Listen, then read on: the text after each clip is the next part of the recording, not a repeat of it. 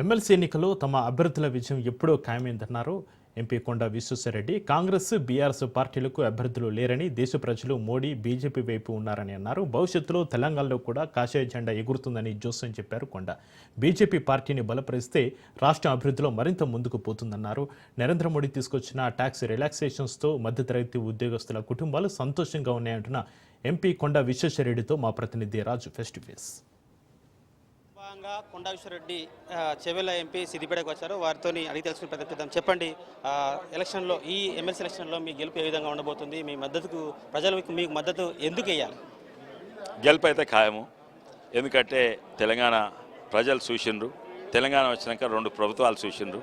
ఆ 2 ప్రభుత్వాల మీద నమ్మకమైంది. ఒకటే ఒక ఆల్టర్నేటివ్, ఒకటే ఒక మార్గం అంటే బీజేపీ అని ప్రజలు నమ్ముతున్నారు. అదే కాక ఆ వేరే 2 పార్టీలు కూడా చేతులు ఎత్తేసినట్టే. అసలు కాంగ్రెస్ పార్టీ ఇద్దరికి టికెట్సే క్యాండిడేట్సే దొరకలేదో ఎందుకో. ఇప్పుడు ఒకటే ఒక ఎమ్మెల్సీకి వాళ్ళు టికెట్ ఇచ్చిండ్రు అంటే వాళ్ళ చేతులు ఎత్తేసినట్టే నేను అనుకుంటున్నా. ఎన్నో నిధులు కేంద్ర ప్రభుత్వం అంతే వీడు వాడుకునే శక్తి లేదు. ఎందుకంటే దాంట్లో స్టేట్ కాంపోనెంట్ ఉంటుంది. వేలాది కోట్లు అట్లున్నాయి. ఈరోజు ప్రతి రైతు కుటుంబానికి దాదాపు 70 నుంచి 1,00,000 రూపాయల వరకు యావరేజ్గా వస్తున్నది. ఎందుకంటే 24-25 వేల కోట్లు కొనుగోలు, ఇంకో 20 వేల కోట్ల ప్లస్ యూరియా సబ్సిడీలు ప్లస్ 6,000 రూపాయలు, ఈ 3 కలిపితేనే దాదాపు 60-70 వేలు అవుతుంది. ఇంకెన్నో సబ్సిడీలు బంద్ చేసినాయి. ఆ ఎంవీఏ మహారాష్ట్రలో కూలిపోయింది. ఇక్కడ ఇండియాలో ఒక్కొక్కరు ఆమ్ ఆద్మీ వేరే, మమతా బెనర్జీ వేరే కూలిపోయింది. వాళ్ళు కూడా కాంగ్రెస్ పార్టీని అంగీకరించారు. ఈరోజు దేశానికి ఐక్యతగా ఉంచాలంటే ఒకటే ఆల్టర్నేటివ్. విదేశాలు ఎన్నో కుట్రలు వంతుడు వాళ్ళతోటి కొన్ని పార్టీలు కలిసినాయి. ఆ కాశ్మీర్ వేరే ఉండాలంట, ఖలిస్తాన్ వేరే ఉండాలంట, మణిపూర్ వేరే ఉండాలని అటువంటి శక్తులు మన దేశంలో ఉన్నాయి. అందరికి నమ్మకం వచ్చింది దేశం ఐక్యత కొరకు, దేశం ఇంకా బలమైనందుకు బీజేపీ పార్టీ మాత్రమే అని. ముఖ్యంగా ఎమ్మెల్సీ ఎలక్షన్లో భాగంగా గ్రాడ్యుయేట్స్ కానీ, టీచర్లకు కానీ, నిరుద్యోగులకు కానీ మీరు ఈ ఎలక్షన్ ద్వారా వాళ్ళకి ఏం భరోసా ఇవ్వబోతున్నారు? మొట్టమొదలు ప్రత్యేకంగా గ్రాడ్యుయేట్స్కు ఈసారి బడ్జెట్లో మా మీద ఆరోపణ అంటే మధ్యతరగతి మిడిల్ క్లాస్ను మేము చూసుకోలేదు.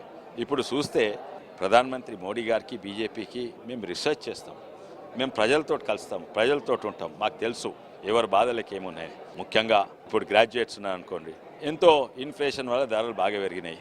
అప్పుడు మంచి 1,00,000 రూపాయల జీతం అంటే పెద్ద జీతం అనుకునేది, కానీ ఇన్ఫ్లేషన్ వల్ల తక్కువ అనిపిస్తుంది. అందుకే మీకు తెలుసు ఈ బడ్జెట్లో 11,75,000 వరకు ఒక ట్యాక్స్ సున్నా ట్యాక్స్ కట్టి, అంటే ఒక్కొక్కరు జేబులో మేము ఆల్రెడీ 60-70 వేలు వేసినాం ఈ ఓటర్స్ అందరినీ. కానీ అదే కాదు, జస్ట్ పైసలు సంఖ్యలే కాక వాళ్ళకి తెలుసు, వాళ్ళ ఆకాంక్షలు తెలుసు మోడీ గారికి.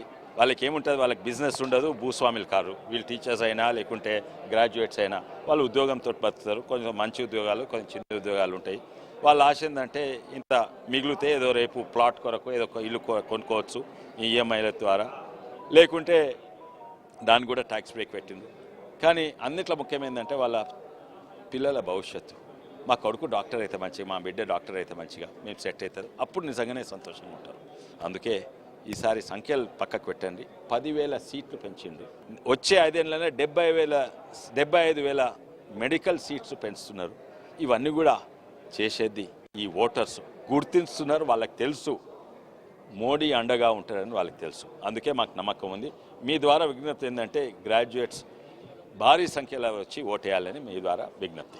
ముఖ్యంగా క్షేత్రస్థాయిలో బీజేపీ పార్టీ బలంగా లేదు. రాబోయే రోజుల్లో కాంగ్రెస్కు మేమే ఆల్టర్నేటివ్ తప్ప వేరే కాదని చెప్పి కాంగ్రెస్ కానీ బీఆర్ఎస్ కానీ అంటుంది. రాబోయే రోజుల్లో మీ భవిష్యత్తు ఏ విధంగా ఉండబోతుంది? వాళ్ళు ఒకరినొకరు కొట్లాడుకోండి, బురదల పడి కొట్లాడుకోండి, ఒకరినొకరు తిట్టుకుంటున్నారు, ఏమైనా చేసుకోండి. మేము తిట్టాము, వాళ్ళతో కొట్లాడాము. మా పని పార్టీ బలంగా చేసుకుంటూ వస్తున్నాం, ప్రజాసేవ చేస్తున్నాం. వాళ్ళు ఏమని అనుకోండి. ఇది పరిస్థితి. ఏదైతే రాష్ట్రంలో సుస్థిర పాలన మాత్రమే బీజేపీతోనే కాబట్టి బీజేపీ అటు గ్రాడ్యుయేట్స్ కానీ, టీచర్స్ కానీ, ప్రజలకు కానీ భరోసా ఇస్తుంది ఒక బీజేపీ మాత్రమే. కాబట్టి అందరూ కూడా బీజేపీకి ఓటు వేసి గెలిపించాలి. గెలిపిస్తేనే ఈ రాష్ట్రం సుభిక్షంగా ఉంటుంది, ఈ దేశం సుభిక్షంగా ఉంటుందని చెప్పి కరాఖండిగా చెప్తున్నారు. ఇది ఇక్కడ పరిస్థితి. కెమెరా పర్సన్ ప్రవీణ్తో రాజు న్యూస్ సిద్దిపేట నుంచి.